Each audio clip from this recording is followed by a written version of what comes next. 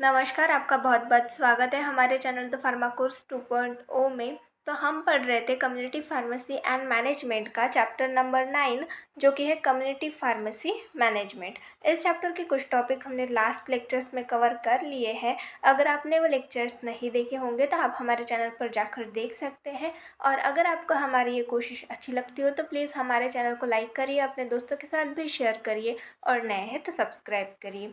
तो आज के इस लेक्चर में हम हमारे रिमेनिंग टॉपिक्स कवर करने वाले हैं, जिसमें हम सबसे पहले पढ़ेंगे प्रोक्योरमेंट के बारे में। प्रोक्योरमेंट मतलब क्या होता है? ये एक टाइप की परचेसिंग ही होती है, पर परचेसिंग के अलावा यहाँ पर बहुत सारी चीज़ें इंक्लूड होती है। तो इसके बारे में देखेंगे ये किस तरीके से की जाती है फार्मेसी में, किस तरीके से करना चाहिए उसके बारे में देखेंगे। It is the process of identifying and obtaining goods and services. तो ये एक प्रोसेस होती है किस चीज़ की? Identifying and obtaining goods. Goods मतलब जो भी सामान है, जो भी मटेरियल है फार्मेसी में, जो भी हमें रिक्वायर्ड मटेरियल है उसको आइडेंटिफाई करना और उसको ऑब्टेन करना। तो इस चीज़ को बोलते हैं, ये जो प्रोसेस होती है इसको हम प्रोक्योरमेंट बोलते हैं। It include sourcing, purchasing and covers all the activities from identifying potential suppliers through the delivery from supplier. तो यहाँ पर कौन कौन सी चीज़ें इंक्लूड होती है? सोर्सिंग मतलब सोर्स को ढूंढना, कौन से सोर्स से हमें अपना मटेरियल बुलाना चाहिए, सोर्स किस तरीके का होना चाहिए ये देखना। परचेस करना, परचेसिंग करना and cover all the activities from identifying potential supplier through the delivery from supplier. Supplier को आइडेंटिफाई करने से लेकर डिलीवरी करने तक जितनी भी एक्टिविटीज़ होती है उनको आइडेंटिफाई करना, ये सारी चीज़ें जो है ये प्रोक्योरमेंट में इंक्लूड होती है। देन नेक्स्ट क्या बोला गया है? Methods of procurement. यहाँ पर हमें प्रोक्योरमेंट के मेथड्स दिए गए हैं, उनके बारे में देखेंगे। सबसे पहला है डायरेक्ट परचेस फ्रॉम मैन्युफैक्चरर। तो जो मैन्युफैक्चरर है उससे डायरेक्टली परचेस करना, ये एक प्रोसेस हो गई। तो नेक्स्ट है डायरेक्ट परचेस फ्रॉम होलसेलर। तो होलसेलर से डायरेक्टली परचेस करना। Purchase from rag जॉबर। रैग जॉबर एक टाइप के वेंडर्स ही होते हैं। तो जो मैनेजर होता है फार्मेसी का और ये जो रैग जॉबर्स हैं इनका कॉन्ट्रैक्ट रहता है। जब भी फार्मेसी में किसी भी मेडिसिन का स्टॉक अगर कम हो गया है तो उस कंडीशन में ये रैग जॉबर्स जो है वो उस स्टॉक को फार्मेसी में लाते हैं। तो इनसे परचेस करना ये एक प्रोसेस हो गई। Purchase through bids. बिड्स के थ्रू परचेस करना। बिड्स मतलब ये एक ऑफ़र होता है, जैसे कि सेल लग गया तो वहाँ पर ऑफ़र देते हैं, तो उसी तरीके से बिड्स मतलब ये भी एक टाइप का ऑफ़र होता है मेडिसिन से रिलेटेड, इसके थ्रू परचेस कर सकते हैं। Purchase through a contract. Contract करके परचेस कर सकते हैं, कॉन्ट्रैक्ट बेस्ड परचेसिंग कर सकते हैं। लोकल परचेस, लोकल एरिया से परचेस कर सकते हैं। तो ये कुछ मेथड्स होती है प्रोक्योरमेंट की। देन नेक्स्ट हम देखेंगे इन्वेंटरी कंट्रोल मेथड्स। तो हम इन्वेंटरी कंट्रोल किस तरीके से कर सकते हैं, इफ़ेक्टिव इन्वेंटरी कंट्रोल मेथड्स क्या होती है उनके बारे में देखेंगे। तो सबसे पहली मेथड है the visual method. Visual method में क्या आता है? This requires the pharmacist to look at the number of units in inventory. तो इस मेथड में क्या होता है, जो फार्मासिस्ट है, यहाँ पर फार्मासिस्ट की ज़रूरत होती है। फार्मासिस्ट क्या करता है, जो भी इन्वेंटरी है तो उसमें कितने यूनिट्स है, कितने नंबर ऑफ यूनिट्स हैं, वो उसको चेक करना पड़ता है। इस प्रोसेस को हम बोलते हैं विजुअल मेथड। मतलब फार्मासिस्ट खुद जाके इन्वेंटरी को चेक कर रहा है, जितने भी नंबर्स है यूनिट्स के वो चेक कर रहा है, देख रहा है। इस प्रोसेस को, इस मेथड को हम बोलते हैं visual method. When the number falls below the desired amount an order is placed। अगर जो भी इन्वेंटरी है वो हमारे डिज़ायर्ड अमाउंट से कम है, मतलब हमें जितनी चाहिए उससे कम आ रही है, तो उस कंडीशन में उस स्टॉक को हमें बुला लेना चाहिए, जो भी ऑर्डर है वो प्लेस्ड कर देना चाहिए। तो इस तरीके से ये मेथड होती है विजुअल मेथड। यहाँ पर फार्मासिस्ट खुद जाके चेक करता है। देन नेक्स्ट है द पीरियोडिक मेथड। तो पीरियोडिक मेथड में क्या होता है? It requires the pharmacist to count the stock on hand and compare it with minimum desired level. If the quantity is below the minimum the product is order. तो इस चीज़ में भी क्या होता है, यहाँ पर भी फार्मासिस्ट की ज़रूरत होती है। फार्मासिस्ट इस कंडीशन में क्या करता है, इस मेथड में क्या करता है, जो भी स्टॉक होता है उसको काउंट करता है और उसको कंपेयर करता है कि मिनिमम डिजायर्ड लेवल हमारी कितनी हो, मतलब हमारे पास मिनिमम कितना स्टॉक अवेलेबल रहना चाहिए ये कंपेयर करेगा। और अगर जो भी क्वांटिटी है स्टॉक की, जो भी मिनिमम डिज़ायर्ड लेवल है उससे कम है स्टॉक की क्वांटिटी, तो उस कंडीशन में जो भी प्रोडक्ट है उसको ऑर्डर कर देना चाहिए। तो इस तरीके से ये पीरियोडिक मेथड हो गई। देन नेक्स्ट है परपेचुअल इन्वेंटरी मैनेजमेंट सिस्टम। तो परपेचुअल इन्वेंटरी मैनेजमेंट सिस्टम, इसमें क्या होता है, ये किस तरीके की मेथड होती है इसके बारे में देखेंगे। This are the most efficient method to manage inventory. तो ये सबसे एफिशिएंट मेथड है इन्वेंटरी को मैनेज करने के लिए। This method allows the inventory to be monitored at all times. तो ये जो मेथड होती है इसमें क्या होता है, जो भी इन्वेंटरी है उसको हम ऑल टाइम मॉनिटर कर सकते हैं, उसको ऑल टाइम हम मॉनिटर कर सकते हैं। The entire inventory may be entered into the computer, and with the filling of each prescription, the appropriate inventory can be reduced automatically. तो इस मेथड में क्या होता है, जितने भी इन्वेंटरी फार्मेसी में आती है वो सारे कंप्यूटर में जो भी सॉफ्टवेयर्स होते हैं उनमें एंटर की जाती है। देन जब भी कोई पेशेंट आता है उस इन्वेंटरी में से जो भी प्रोडक्ट है अगर वो ले रहा है तो उस कंडीशन में जब हम उस पेशेंट की इंफॉर्मेशन फिल करेंगे, उसकी प्रिस्क्रिप्शन जब फिल करेंगे तो वहाँ पर ऑटोमेटिकली जो इन्वेंटरी है वो कम होती जाएगी। तो इस तरीके से हमें पता रहेगा कि कितने नंबर ऑफ यूनिट्स हमारे पास प्रेजेंट हैं। अगर स्टॉक कम हो गया उस कंडीशन में हमें बिना देखे पता चल जाएगा, वहाँ पर हमें नोटिफिकेशन आ जाएगा कि हमारी जो भी डिज़ायर्ड लेवल है, जो भी मिनिमम डिज़ायर्ड लेवल है उससे कम इन्वेंटरी हमारे पास बची हुई है, तो उस कंडीशन में हम ऑर्डर प्लेस कर सकते हैं। तो इस तरीके से ये मेथड होती है। तो नेक्स्ट क्या बोला गया है, the pharmacy manager can quickly assess the value of current inventory.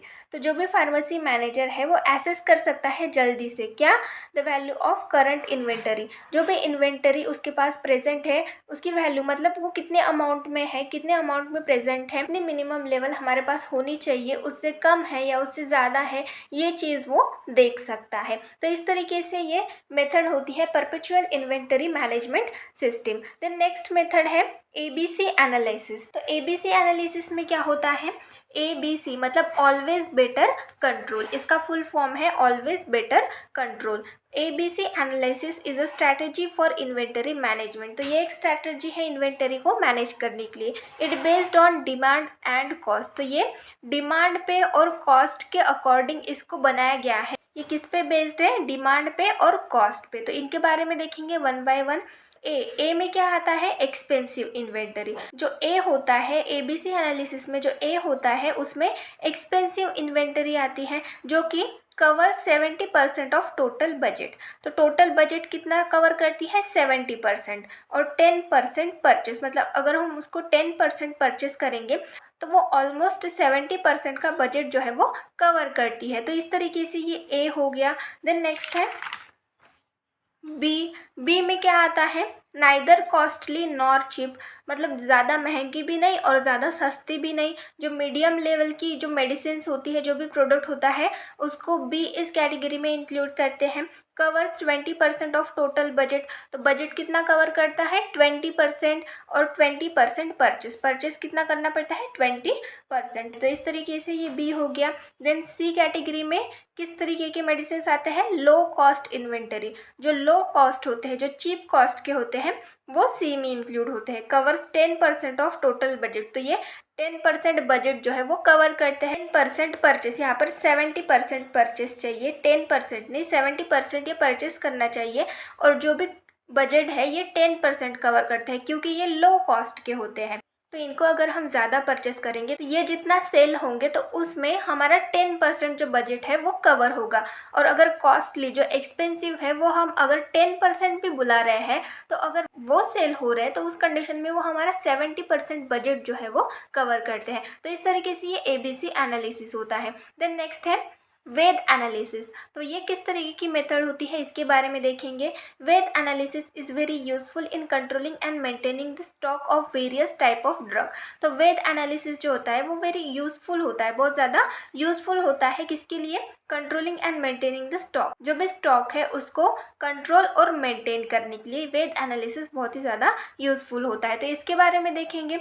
We मतलब होता है वाइटल। जो वेद एनालिसिस में वी होता है उसका मतलब होता है वाइटल। वाइटल। तो इसमें क्या आता है, this category include goods that were absolutely necessary for patient survival and that had to be available at all times. तो वाइटल में क्या आता है, इस कैटेगरी में ऐसे ड्रग्स इंक्लूड होते हैं जो कि बहुत ज़्यादा नेसेसरी होते हैं पेशेंट के सर्वाइवल के लिए। जो पेशेंट है उसके लिए बहुत ज़्यादा ज़रूरी होते हैं, वो ऑल टाइम हॉस्पिटल में अवेलेबल होने ही चाहिए, फार्मेसी में अवेलेबल होने ही चाहिए। ऐसे ड्रग्स जो है वो वाइटल इस कैटेगरी में इंक्लूड होते हैं। देन नेक्स्ट है इसेंशियल, ई मतलब essential. This group contain products with lesser demand and those that might be provided at the hospital. तो ये जो ग्रुप होते हैं इसमें क्या कंटेंट होता है, इसमें कैसे प्रोडक्ट्स होते हैं, लेसर डिमांड मतलब इनकी डिमांड उतनी ज़्यादा नहीं होती, पर ये हॉस्पिटल में या फिर फार्मेसी में रहना ज़रूरी है, ये प्रेजेंट रहना ज़रूरी है। देन नेक्स्ट है डी डिज़ायरेबल। तो डिज़ायरेबल इसमें क्या आता है, this include the items with the lowest importance whose absence would not endanger the patient health. तो डिज़ायरेबल में ऐसे ड्रग्स इंक्लूड होते हैं, ऐसे आइटम्स इंक्लूड होते हैं जो कि लोवेस्ट इम्पोर्टेंस होते हैं, मतलब वो इतने इम्पोर्टेंट नहीं होते। अगर वो हॉस्पिटल में या फिर फार्मेसी में प्रेजेंट नहीं भी रहे तो उस कंडीशन में पेशेंट की हेल्थ पे कोई इसका अफेक्ट नहीं पड़ता, क्योंकि वो उतने इम्पोर्टेंट नहीं होते। तो इस तरीके से ये वेद एनालिसिस होता है, इस तरीके से जो है इन्वेंटरी के ये मेथड्स होते हैं। देन नेक्स्ट हम देखेंगे इन्वेंटरी मैनेजमेंट। तो इन्वेंटरी मैनेजमेंट किस तरीके से करना चाहिए, इन्वेंटरी मैनेजमेंट के स्टेप्स क्या है उसके बारे में देखेंगे। Inventory refers to a stock of product held to meet future demand. तो इन्वेंटरी मतलब क्या होता है, ये एक स्टॉक होता है प्रोडक्ट्स का, जो भी आइटम्स होते हैं, जो भी मटेरियल होता है उसका स्टॉक होता है, किसके लिए रखा हुआ होता है, held to meet future demand. तो अगर आगे कभी ज़रूरत पड़ी तो उस कंडीशन में डिमांड को पूरी कर सके, आगे अगर किसी पेशेंट को ज़रूरत पड़ी तो उस कंडीशन में उनकी डिमांड को हम पूरी कर सके, इसलिए ये स्टॉक जो है फार्मेसी में या फिर हॉस्पिटल में जो है वो रखा जाता है। तो इसको हम बोलते हैं inventory. There are 4 cost associated with having inventory. Inventory से रिलेटेड 4 कॉस्ट जो है वो एसोसिएटेड है, उनके बारे में देखेंगे। सबसे पहला है एक्विजिशन कॉस्ट। तो एक्विजिशन कॉस्ट मतलब क्या होता है, it is the price the pharmacy page for the product. तो ये ऐसी प्राइस होती है जो कि फार्मेसी प्रोडक्ट के लिए पे करता है, मतलब जो भी प्रोडक्ट उन्होंने लिया है उसके लिए जो अमाउंट वो पे करते हैं उसको हम एक्विजिशन कॉस्ट बोलते हैं। देन नेक्स्ट है प्रोक्योरमेंट कॉस्ट। अब प्रोक्योरमेंट कॉस्ट मतलब क्या होता है, it associated with purchasing of product including placing orders, receiving orders etcetera. तो ये जो प्रोक्योरमेंट कॉस्ट होता है ये किससे एसोसिएटेड होता है, ये परचेसिंग से एसोसिएटेड होता है। जैसे कि प्लेसिंग ऑर्डर्स, तो ऑर्डर प्लेस हो रहा है तो वहाँ पर ट्रैवलिंग का, ट्रांसपोर्टेशन का कॉस्ट आएगा। रिसीविंग ऑर्डर, रिसीव करने के बाद जो भी स्टॉक है उसको रिसीव करते टाइम जो कॉस्ट आएगा उसको हम प्रोक्योरमेंट कॉस्ट में इंक्लूड करते हैं। देन नेक्स्ट है कैरिंग कॉस्ट। तो कैरिंग कॉस्ट में किस तरीके का कॉस्ट आएगा, it refers to storage, handling and loss through deterioration and damage. तो यहाँ पर क्या आता है, जैसे कि स्टोरेज हो गया, जो भी मेडिसिन है उसको स्टोर करने के लिए रेफ्रिजरेटर्स की ज़रूरत होती है, हैंडलिंग करने के लिए, या फिर लॉस हो गया, अगर कोई प्रोडक्ट है जो कि लॉस हो गया, वो ख़राब हो गया या फिर डैमेज हो गया, तो वो जो लॉस होता है उसको कैरिंग कॉस्ट में इंक्लूड करते हैं।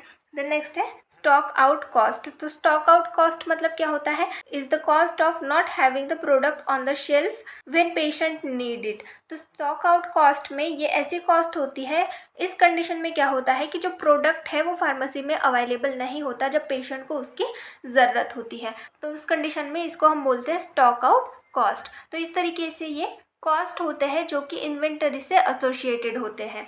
देन नेक्स्ट है इफेक्टिव इन्वेंटरी मैनेजमेंट। तो यहाँ पर हमें कुछ टिप्स दी गई है इफेक्टिव इन्वेंटरी मैनेजमेंट के लिए, कुछ स्टेप्स दी गई है, उनके बारे में देखेंगे। सबसे पहला है ensure a continuous supply of raw materials. तो जो भी रॉ मटेरियल है उसका कंटिन्यूअस सप्लाई हो रहा है कि नहीं हो रहा है ये इंश्योर करना।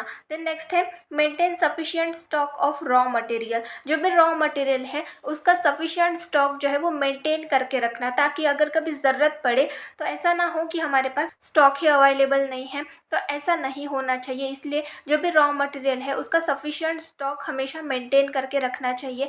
देन नेक्स्ट है maintain sufficient inventory for smooth sale. जो भी इन्वेंटरी है वो सफिशिएंट अमाउंट मेंटेन करके रखना चाहिए स्मूथ सेल के लिए, मतलब जो भी पेशेंट आए तो उसकी डिमांड हम पूरी कर सके। हमारे पास ऐसा ना हो कि पेशेंट आए और हमारे पास वो प्रोडक्ट अवेलेबल ही नहीं है, ऐसा नहीं होना चाहिए। जो भी इन्वेंटरी है वो सफिशिएंट अमाउंट में मेंटेन करके रखना चाहिए। देन नेक्स्ट है minimise the carrying cost and time. जो भी कैरिंग कॉस्ट है और कैरिंग टाइम है उसको ज़्यादा से ज़्यादा मिनिमाइज करने की कोशिश करना। तो इस तरीके से ये कुछ स्टेप्स होती है इन्वेंटरी मैनेजमेंट के। तो आज के लेक्चर में बस इतना ही, बाकी का टॉपिक हम नेक्स्ट लेक्चर में देखेंगे। Thank you.